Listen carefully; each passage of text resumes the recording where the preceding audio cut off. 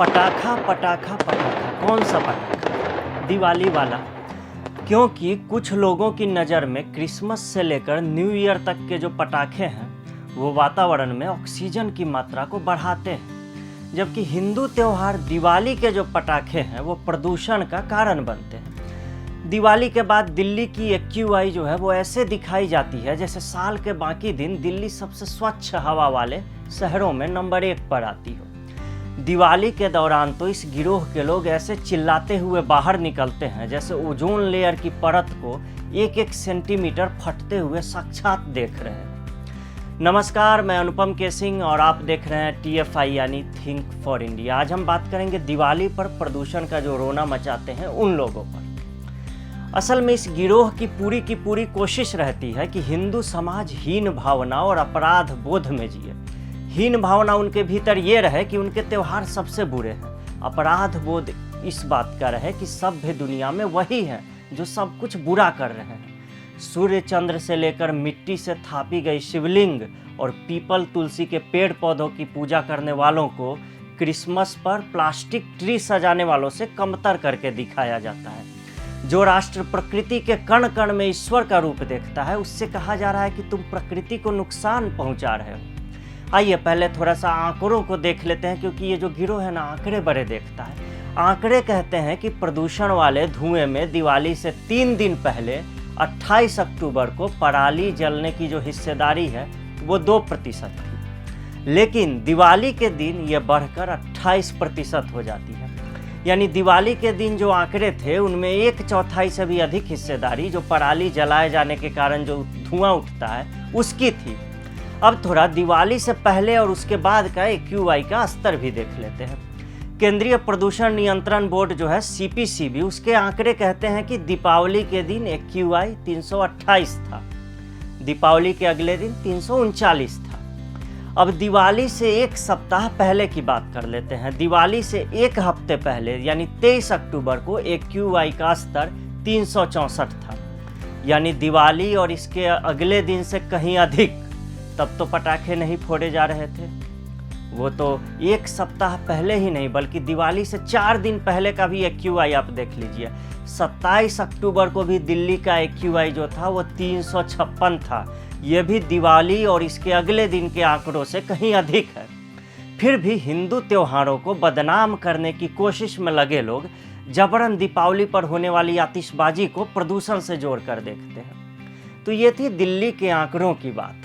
अब थोड़ा उद्योग धंधे भी देख लेते हैं। भारत में पटाखा इंडस्ट्री से कई कामगारों का घर चलता है। जब पटाखे प्रतिबंधित किए जाते हैं तो इनकी कमाई पर भी असर होता है। गुजरात के अहमदनगर के द्रसकोई स्थित वंच गांव में आप जब जाएंगे तो देखेंगे कि हजारों कामगार हाथ से पटाखा बनाने के काम में लगे रहते हैं। यहाँ लगभग 10,000 ऐसे मजदूर हैं और इन्हें रोज 500 रुपये की दिहाड़ी मिलती है।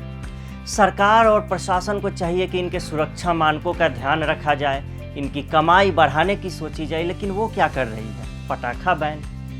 और 2023 की बात करें तो उस साल अकेले पश्चिम बंगाल में दिवाली के दर्जनों पटाखा इंडस्ट्री का टर्नओवर 8,000 करोड़ रुपए था। इस साल इससे लगभग 2 गुना यानी 15,000 करोड़ रुपए के टर्नओवर का लक्ष्य रखा गया था। इस साल पूरे पश्चिम बंगाल में 72 बाजी बाजार सजाए गए थे। इन मेलों में लोग आकर पटाखों की खरीद बिक्री करते हैं। पिछले साल 52 ऐसे मेले लगे थे, इस साल 20 अधिक लगे। अकेले पश्चिम बंगाल में 3.10 लाख लोगों की रोजी रोटी जो है वो पटाखा उद्योग से चलती है, और आप पटाखा बैन कर रहे हैं। पश्चिम बंगाल में 232 लाइसेंस प्राप्त फायर क्रैकर्स मैन्युफैक्चरिंग यूनिट्स हैं और इनमें 14,800 प्रशिक्षित कर्मचारी काम करते हैं। इसी तरह आपने तमिलनाडु के शिवकाशी गांव का नाम सुना होगा। ये तो पूरा का पूरा गांव ही पटाखा उद्योग के लिए लोकप्रिय है। शिवकाशी में इस उद्योग का इतिहास 100 वर्ष से भी अधिक पुराना है। इस गांव और इसके आसपास पटाखा बनाने की लगभग 300 फैक्ट्रियां हैं। केंद्रीय पर्यावरण मंत्रालय ने पटाखा बनाने के लिए इस्तेमाल में आने वाले बैरियम नाइट्रेट को बैन कर दिया। इसके बाद क्या हुआ? शिवकाशी के लोगों को पटाखों के लिए रॉ मटेरियल मिलने में दिक्कतों का सामना करना पड़ा। यहाँ के लोग कहते हैं कि बिना किसी अध्ययन के यह फैसला लिया गया है और इसके बदले स्ट्रोंटियम नाइट्रेट का इस्तेमाल किया जा रहा है, जिसमें नमी ज़्यादा होती है। और आपको पता है दिवाली जो है वो ठंडी में आती है और इससे उत्पाद पर, पटाखों पर असर पड़ता है, उसमें नमी ज़्यादा होगी। तो ऐसा नहीं है कि पटाखे सिर्फ भारत में ही फोड़े जाते हैं, सिर्फ दिवाली पर ही फोड़े जाते हैं। चीन से लेकर अमेरिका, यूरोप तक में लोग आतिशबाजी के मज़े लेते रहे हैं।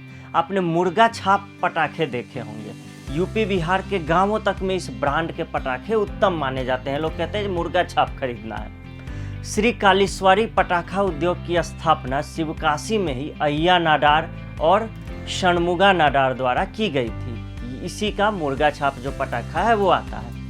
अब नाडार जाति जो है ये परंपरागत रूप से ताड़ी निकालने का काम करते रहे और तमिलनाडु में इन्हें ओबीसी का दर्जा प्राप्त है।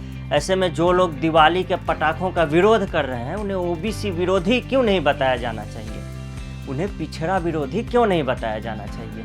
ये लोग ऐसे तो दलित ओबीसी का रट्टा लगाते रहते हैं, लेकिन जब ओबीसी समाज के लोगों द्वारा शुरू की गई इंडस्ट्री का धंधा बंद करने की ये लोग वकालत कर रहे हैं। और हाँ, पटाखा इंडस्ट्री से अपनी रोजी रोटी चला रहे मजदूरों में भी अधिकतर जो है वो दलित और पिछड़ा समाज से ही आने वाले लोग हैं। आखिर उनके पेट पर लात क्यों मारी जा रही है। अब ईसाई नव वर्ष के मौके पर दुनिया भर के वीडियो देख लीजिए, अभी आने वाला है 2 महीने में ऑस्ट्रेलिया के सिडनी में दुनिया का सबसे बड़ा फायरवर्क्स डिस्प्ले आयोजित होता है। और जो लोग अभी दिवाली के पटाखों का विरोध कर रहे हैं वो उस समय वाव वाव करते मिलेंगे आपको। इसी तरह दुबई और न्यूयॉर्क से लेकर लंदन और रियो डी जेनेरियो तक आतिशबाजी के एक से बढ़कर एक कार्यक्रम होते हैं। लेकिन एक गिरोह को केवल हिंदू पर्व त्योहारों से ही दिक्कत है और हम हिंदुओं को हीन भावना व अपराध बोध त्याग कर इस गिरोह का सामना करना चाहिए। उन्हें बताना चाहिए कि पहाड़ों से लेकर नदियों तक की पूजा करने वाला ये देश, जंगलों में तपस्या करने वाले ऋषि मुनियों की परंपराओं वाला ये देश प्राकृतिक पूजक है, प्रकृति का दुश्मन नहीं। तो अगले वीडियो में मिलेंगे एक नए विषय के साथ। तब तक के लिए मैं अनुपम के सिंह आपसे विदा लेता हूँ। देखते रहिए TFI। नमस्कार।